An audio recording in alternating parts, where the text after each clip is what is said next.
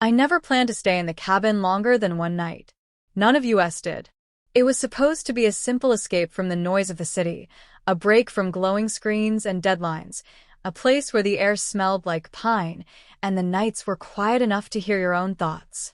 The owner had described it as old but sturdy, tucked deep into the forest where the road thinned into gravel and then into nothing at all. He said people liked it because it felt cut off from the world. That should have been a warning. The first thing I noticed when we arrived was how wrong the silence felt.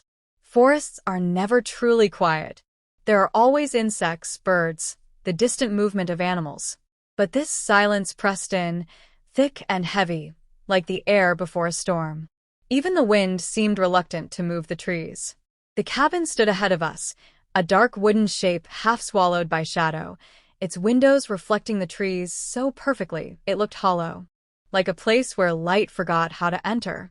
Inside, the air was stale, carrying the faint smell of damp wood and something older, something that didn't quite have a name. The floorboards creaked beneath every step, not the friendly kind of creak that comes with age, but sharp, sudden sounds that felt like interruptions. There were 5 of us, laughing a little too loudly, pretending not to notice how the sound of our voices seemed to vanish the moment we stopped speaking. We unpacked, lit a fire, and tried to relax. Night fell quickly, faster than it should have, as if the forest was eager to swallow the daylight. When the sun disappeared, it didn't fade. It snapped out, leaving the cabin surrounded by darkness, so deep it felt solid. Someone joked about horror movies about cabins in the woods, and we all laughed. But no one laughed for long. That night, as I lay on the narrow bed, I heard footsteps outside. Slow, deliberate, crunching leaves, snapping twigs.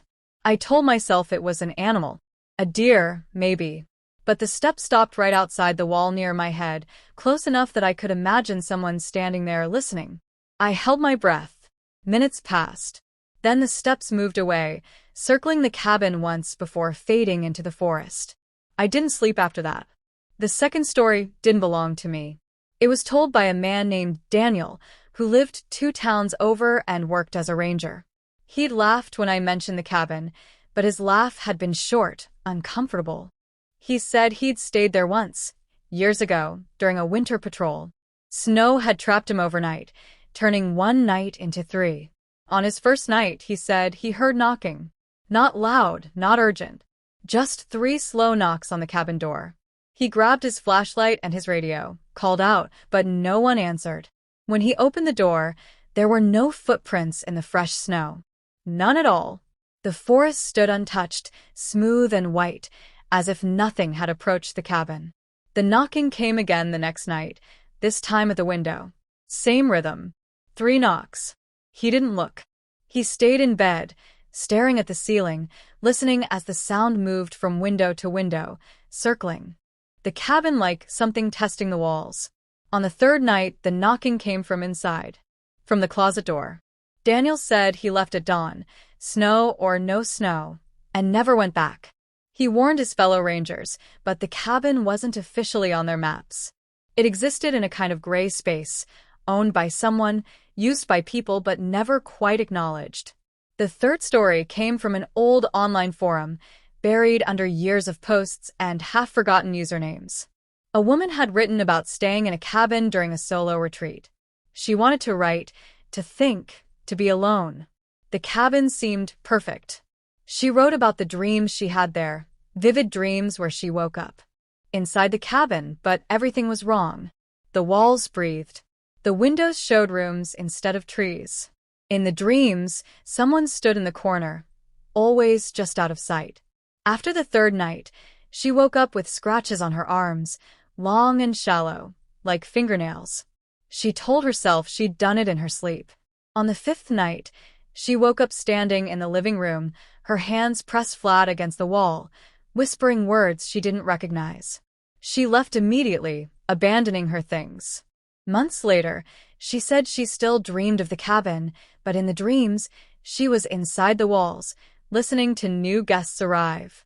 The 4th story unfolded while we were still there.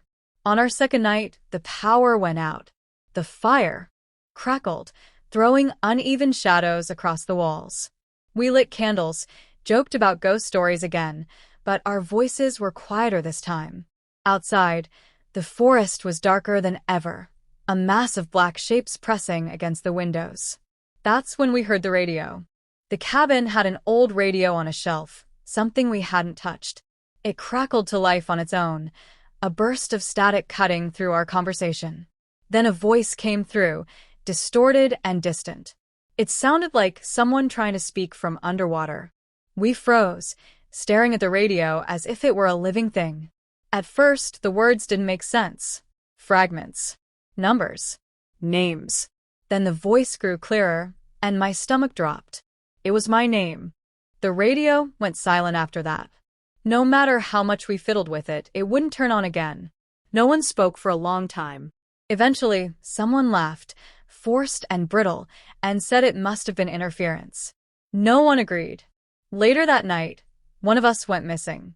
We searched the cabin first, calling his name, panic rising with every unanswered call. The door was open, cold air spilling inside. His jacket was gone. Outside, the ground was soft, perfect for footprints. We followed them into the trees, our flashlights slicing through the dark. The footprints stopped abruptly, as if he'd simply vanished. No signs of a struggle.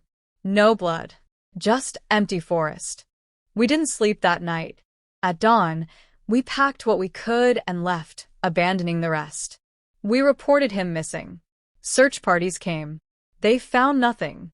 Weeks later, his phone was discovered inside the cabin, placed neatly on the table, its battery dead. The fifth story is the one I try not to think about because it's the one that still isn't finished. Months after we left, I received a message from an unknown number. No text, just an audio file. Against my better judgment, I listened. At first, it was just static. Then I heard breathing. Slow. Familiar. Then a voice. Whispered my name, followed by the sound of footsteps crunching leaves. The recording ended with 3 slow knocks. I changed my number. I moved apartments. I tried to forget. But sometimes, late at night, I hear footsteps outside my window. Slow. Deliberate. And in my dreams, I'm back in the cabin, standing in the corner, waiting for someone to notice me. Because cabins like that don't just exist. They remember. They collect. And once you've stayed there, once you've breathed their air and slept beneath their roof, a part of you never really leaves. The cabin did not disappear after we left. That was the part no one warned me about. Places like that don't stay behind in the woods, waiting patiently for the next group of curious people. They follow you in quieter ways. At first, it was small things I could almost ignore. The smell of damp wood appearing in places it didn't belong. The faint creak of floorboards in my apartment when no one else was awake. Once, I found dirt under my fingernails after a night of dreamless sleep, dark soil that looked exactly like the earth outside the cabin. I tried to convince myself grief was doing this. Losing someone without answers changes how the mind works. It fills empty spaces with fear and imagination. But then the dream started again, sharper than before. I wasn't just visiting the cabin in my sleep anymore. I was walking through it, touching the walls, feeling their warmth like skin. I could hear whispers behind the wood, layered voices overlapping, as if dozens of people were speaking at once, but none of them were speaking to me. They were speaking through me. In one dream, I opened the cabin door and saw the forest had moved closer. The trees pressed in so tightly that the doorway framed nothing but darkness and watching eyes. I tried to scream, but the sound never left my mouth. When I woke up, my throat hurt as if I had been screaming all night. Weeks passed, and I avoided thinking about it. I avoided the woods entirely. But the cabin has a way of reminding you it exists. One evening, as rain tapped against my window, I heard 3 slow knocks on my apartment door. I didn't answer. I didn't move. The knocks came again, softer this time, almost patient. When I finally looked through the peephole, the hallway was empty. I understand now that the stories don't end when you escape. They end when the cabin decides it's finished with you.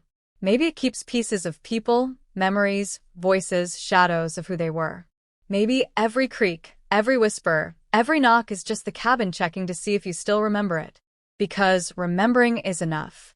Remembering keeps the door open.